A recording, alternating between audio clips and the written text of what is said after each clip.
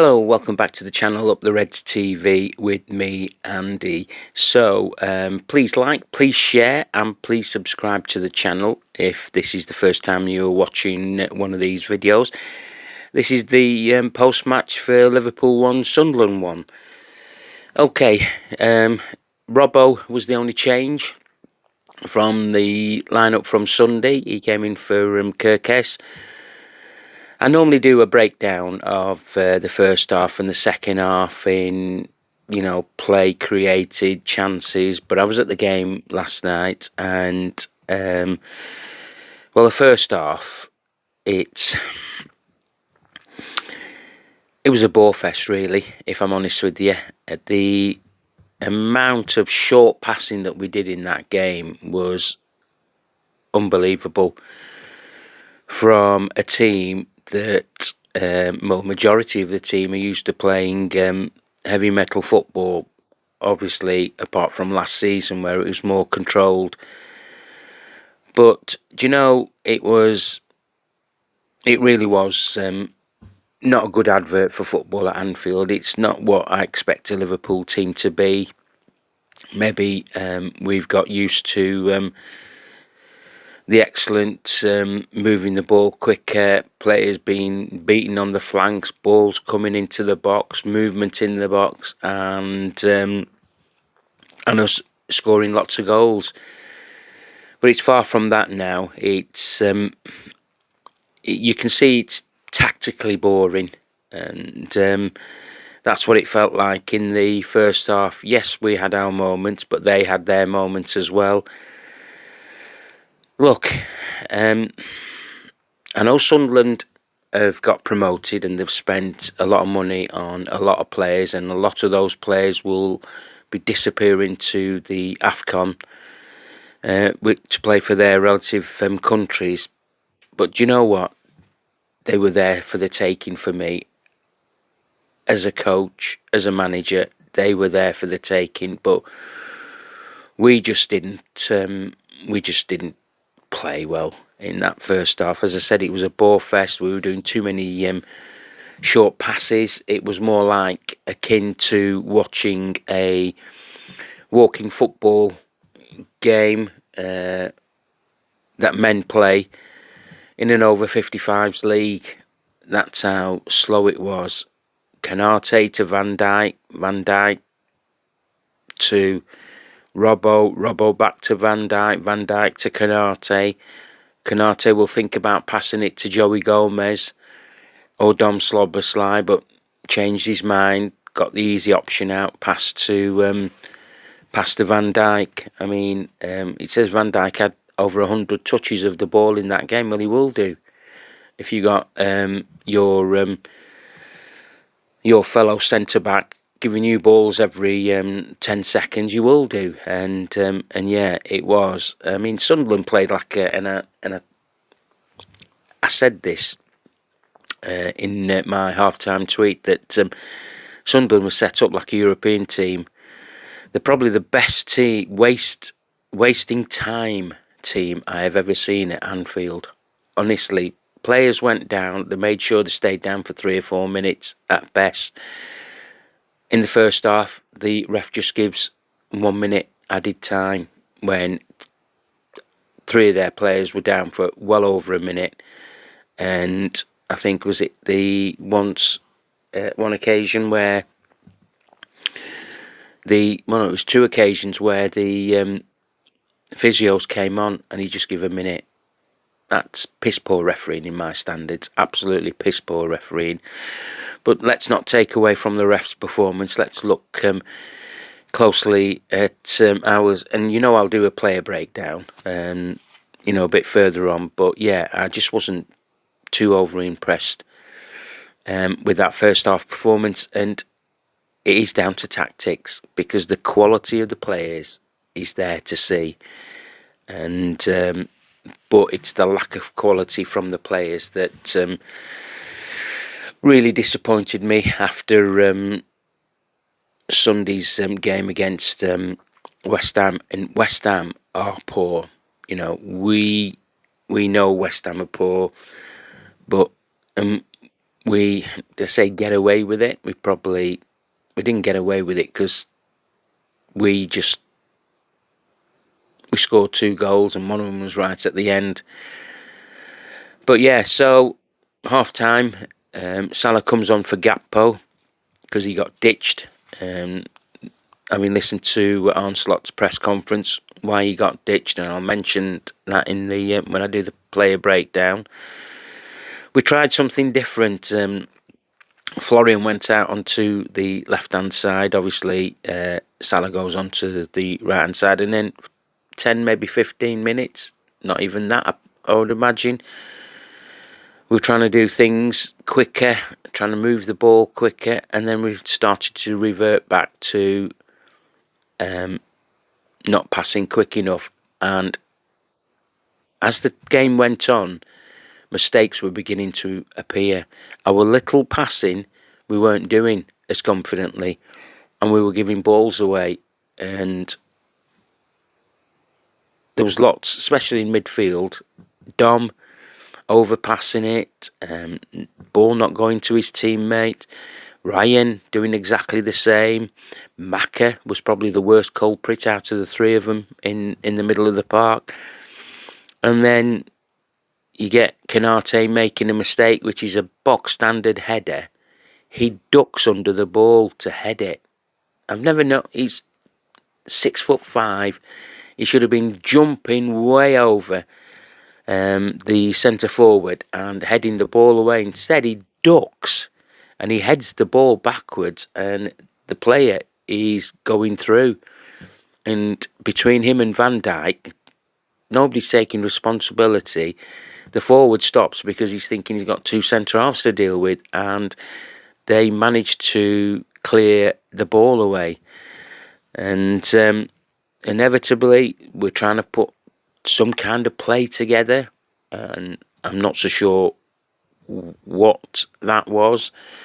Was Florian released to work all over the pitch? And then we concede. What I can only say is it was right in front of me. I was absolutely watching the ball come over. What Virgil van Dijk was doing in that situation, I absolutely do not know. I can't see where he saw that pass. He just played the ball forward. Obviously, none of our players can react. Their player picks it up. He's thinking, wow, And then what does Van Dijk do? What Van Dijk always does. He starts jockeying and sticking his big backside out, but never putting pressure on the ball. We've seen it time and time again with him this season, and it's costing us. And the lad had a clear shot. Yeah, he took a massive deflection off Van Dijk, and could Ali have done a bit better? Maybe, but yeah, it was diabolical. That absolutely diabolical. Obviously, Slot then starts to panic and starts to make the changes because we're chasing the game. Yet again, we've conceded first at Anfield. And I don't know if I mentioned at the beginning of this video, is that the 4th game in a row that we've not scored first, which is a bit shocking, really.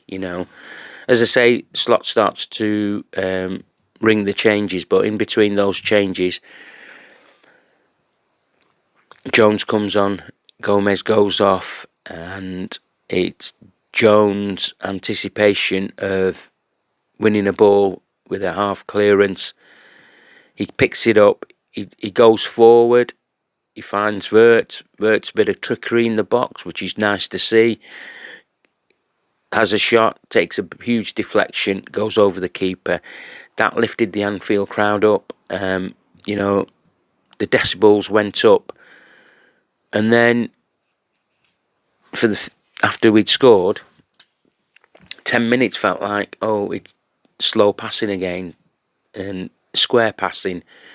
We had numerous chances to get to the byline and cross the ball, but we were looking for corners. and we were bringing the ball out and trying to do it the other way, the other side, and it really was. And I started to lose the shape of the team, if I'm honest with you. And obviously, we're then going for the juggler, which we were getting corners, but we were getting nothing from the corners because there was no set play, no nothing from the corners that we were getting in. It was just, let's get it in the box and hope. Let's get it in the box and hope. And what happens? Sunderland get an opportunity. Keeper gets the ball and he just strikes it. There is only Chiesa who was the last man. Their forward was clean through from our half into theirs, clean through. Freddie Chiesa was 5 metres away from him, and he belted back. He was not going to give up that. I just was looking at the situation. It was going to be 2-1. They've scored a last-minute goal. One thing Ali does, really, really good. He goes and engages. He makes the player make a decision as he's nearing him. And obviously he took him wide, but the ball went past Ali. But there was Freddie Chiesa in the 6-yard box just to take control of the situation. And there was Freddie Chiesa. After he'd got it, he was pelting 50 metres up the pitch. And it's just... it was just one of those games, ref blows, 1-1, and disappointed, really, if I'm honest with you. I thought on the back of the West Ham game, this could have been another good 3 points to pick up. Look, let's not take anything away from Sunderland. They had a game plan and they stuck to it in the first half by time wasting. They did it again in the second half by time wasting and going down, feigning injuries. And if that's how they want to play throughout the season, well, good luck to them. And yeah. So yeah, let's talk about the players, shall we? Ali. I thought Ali was poor in the first half as well with his distribution. He kicked the ball straight out on one occasion. Another occasion he gave the ball away from a throw-in and a kick, putting us back under pressure when we had everything under control. Joey, he did okay. You can tell that he fizzled out after 60 minutes, but he took a booking for the team, if I'm honest with you, because yet again our midfield lose a ball and it gets played out to one of their wingers, and it's a 50-50, and obviously their lad gets there first, but Joey, I think he knew I have to bring him down, and that's what he did, and he picked up a yellow card. Robbo was okay, but again, he was trying to do the overlap with Gakpo, but I'll get on to Gakpo in a minute. Wasn't getting any change out of him. Then he started to revert back to passing it to Van Dijk to Konate, and vice versa. And Konate, I thought he was settling into the game okay in the first half, and then he started making silly mistakes. And what he would then, to calm himself down, he started to pass the ball back to Van Dijk, and he got a few shouts from the King Kenny stand to give the ball to Joey Gomez because that pass was always on, but he didn't. And then he turned round and then did with his arms and say what, and it was obvious. And Virgil van Dijk, do you know what? He's lost a bit of pace. I saw that firsthand at PSV, and I thought that's just me just thinking that he's lost it in that game. But I saw it in last night's game, and yeah, he's not got the pace. He's not got the pace to recover, play a ball round the side of him. You've got him for pace, and yeah, it was pretty evident to me when I was watching him. Maka was really poor in midfield for me. Again, it was simple passing for him. It's easy to pass to Van Dijk rather than look forward. I want our midfielders to be forward thinking, and Maka was the poor out of the three with that, with just short passing, and it was boring as anything. Obviously, he got taken off. Dom Slobberslide, it's good him doing little intricate passing. His crossing was a bit woeful, wasn't on point. Keeper got a couple of those. The centre halves cleared dead easy. It was just, his crosses had no sort of like pace. They were sort of like balloon crosses, as I call them, where it's that much in the air. It's taking ages to get to where it needs to go. Ryan Gravenberch, do you know he's having a really indifferent season? And he was yet again where he'd pick the ball up from wherever it came, he'd turn to look at a pass to get it out the other side, but then he'd turn back again and play the ball back in. There was a few grumblings about that from where I was sat, and you could understand why, because there was always overlappings happening, and yeah, Cody Gakpo, first half, he was awful. He absolutely was. He's dead easy to play against because the manager and the opposition coaches will say, double up on Gakpo because he'll want to come across you and get his shot off. He took one shot and he ended up on his backside, and it took him ages to get up, ages, because Sunderland had the ball and they were just doing short passing, and he just stayed in the box while the game was going on around him instead of trying to get the ball back. Yeah, so he got binned by Onslaught, didn't he? He mentioned that in his press conference. He said no, Cody wasn't, and he was calling him out. I thought Cody wasn't going past his player. He wasn't getting any joy from his player, so we had to try something different and put Florian out there, and yeah, and that's what happened. I'd never thought I'd see the day that Onslaught would have taken Cody Gakpo off a pitch. So it'll be interesting if he starts on Saturday. Isak, a lot's been made about Isak in the socials and whatever. He's only had 15 touches, and he's last night's game, and he only had 14 touches at the West Ham game. But if you look at our system, whatever system you want to call it, because it just doesn't look any system that I'm familiar with, we're not playing to his strengths. He's not a closer down, but we're set up for doing press and closing. And he just wants to be in the box or in the middle. He did a couple of runs, maybe 3 in the first half, where Maka could have found him, especially on one where he opened up his body.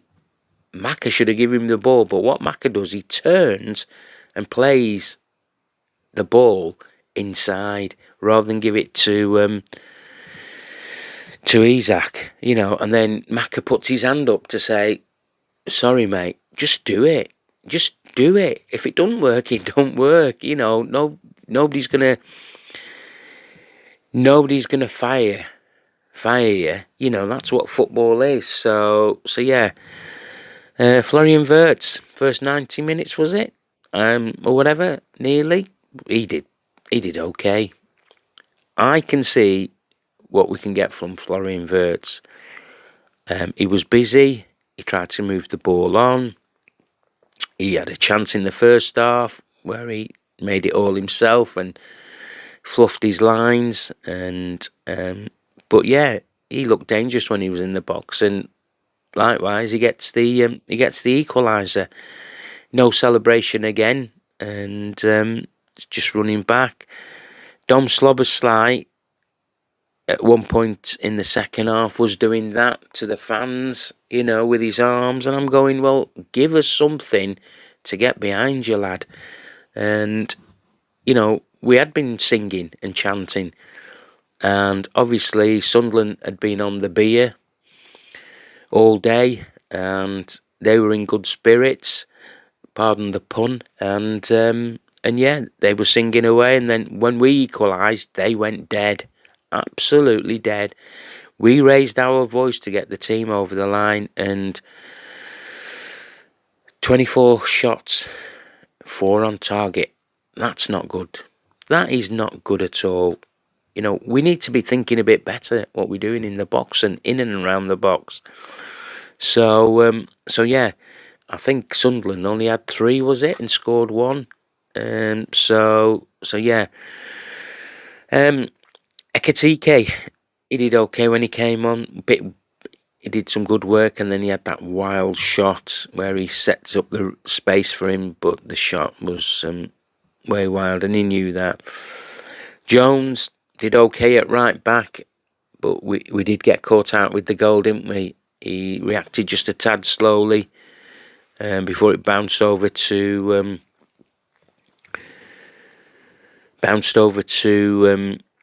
Van Dijk, and from the long ball. But like I say, he assisted. He did try to do things. Salah did okay for 10 minutes, second half, and then glued himself back onto the touchline. And he could have played a few balls in the penalty area rather than shooting. And when we had players in the box, Kirkes, very lively when he came on. I thought he was making the runs. He found Ekatike with a really good ball as he arced his run, and we got a corner out of it, but nothing from the corner. And finally, Freddie Chiesa, he busied himself when he came on. He was trying to make things happen. He was in the ref's ear when we weren't getting decisions, and rightly so. He wears his heart on his sleeve. He wants the team to do well, and yeah. And what happened? Obviously, we're playing in extra time, and we are trying to try. It's probably not the right word. We're aiming to get chances. Ball, as I say, from the keeper's hands out, and Freddie does that superb thing in keeping it to 1-1, because he was racing, sprinting back, and he saved Liverpool from having dropped 3 points in a game where they should have been in control of, with some style of play or whatever. What I listened to Onslaught's press conference this morning, and the first question he was asked was about Freddie Chiesa. He said, final minutes, we had good chances. Then we saw their forward clean through. Freddie sprinting back. Ali moves the player across, and the player has a shot, and Freddie clears off the line. He says, that's the minimum we expect from him. What a funny thing to say about a striker or a forward-thinking player. And yeah, I just found that a bit weird. He also, did mention about sacking Gakpo off at half-time, and because he said he couldn't beat his man 1-1. So we've come away with a draw. We've got 4 points from 2 games. We go to Leeds on Saturday. Leeds had a very convincing win against Chelsea, and so that'll get them they've scored what? Is it 5 goals in 2 games? Is it 2 against City, was it? And 3 against Chelsea. So, yeah, I don't know how to call it really, because we haven't got a style of play that is suiting to this group of players, and you can see that, really evidently see that we are so slow. It is becoming slightly boring. I mean, we are in December. We should be reaching some kind of peak form, and it seems to be, yeah, we've got this result, we've got it binned off, and now it's to the next one. The next one comes, and it's a bit stale. It is stale, and like I say, it's the quality of the players. You're going to ask me, what's it down to then? It's simply tactics, and the tactics come from the head coach, and the head coach has now got majority of his best players, and we should be winning games of football. We shouldn't be losing games of football in the manner that we've lost. We shouldn't be giving up on games. We should have a clear the players should have a clear understanding of how to play, what style that we're having. And there's too many individuals there who are brilliant, but the head coach can't seem to find a plan to play them all together. That's my opinion about that. And I think, yeah, some supporters left deflated, and I've said this to you before, it takes me 55 minutes to get home from a game, and give me a lot of time of thinking, and yeah, we still are some distance away, and we're only 2 points off 4th place. That's how mad this league is this season. Absolutely mad. And we're just hanging with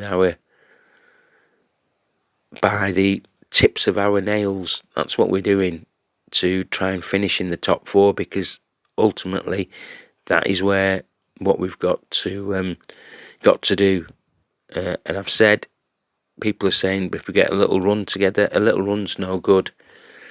Man City had a poor losses last season. They couldn't manage to get those runs going, could they? So, yeah, we need to do something, and we need to do something pretty sharpish. Okay, I'll do a post-match tomorrow for the Leeds game, and it'll be a shortened version. Thank you for watching this video, and again, please like, please share, and please subscribe to the channel. Look after yourselves. Up the Reds.